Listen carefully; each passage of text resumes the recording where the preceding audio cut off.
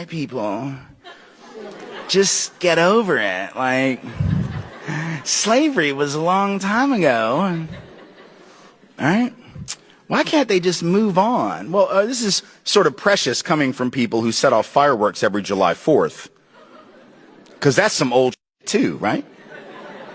Like Independence Day, that didn't happen last week, right? We didn't break away from the British last Thursday. That's some old shit. But we're still celebrating that. So when it's stuff that makes us feel good, we love it. When it's stuff that makes us feel better than others, superior, like we're the greatest people in the greatest country ever struck off in the forehead of God Almighty, oh, we'll remember that forever. We just don't like the stuff that brings us up a little short, makes us look a little less than superior, maybe not quite as good as we'd like to believe.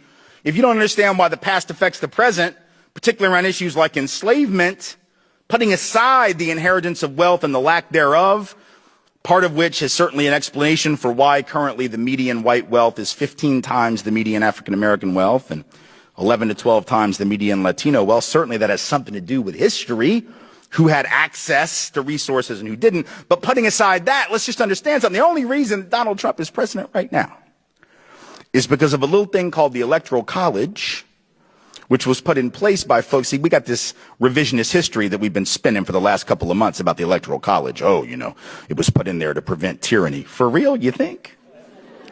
Do you really think that? Because I don't think that.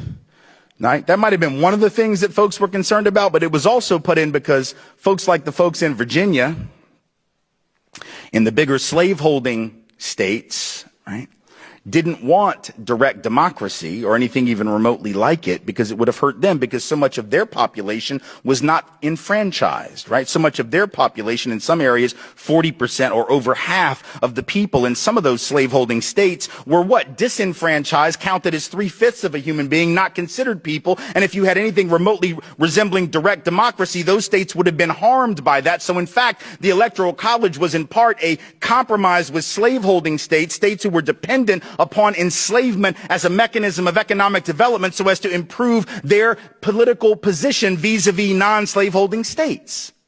So if you don't understand how slavery, because this is the point, right? Even if you don't think racism was key to Donald Trump's own campaign, which, you know, suggests to me that you might have been asleep for the last several months, even if you believe that, understand that racism in the 1700s, white supremacy embedded in the structure of the country at the founding of the country is most definitely implicated in his election, because without the obeisance to the Electoral College, without that compromise, we know he would not be president right now. So that is why we have to think about the past, and that is why the past affects the present. See,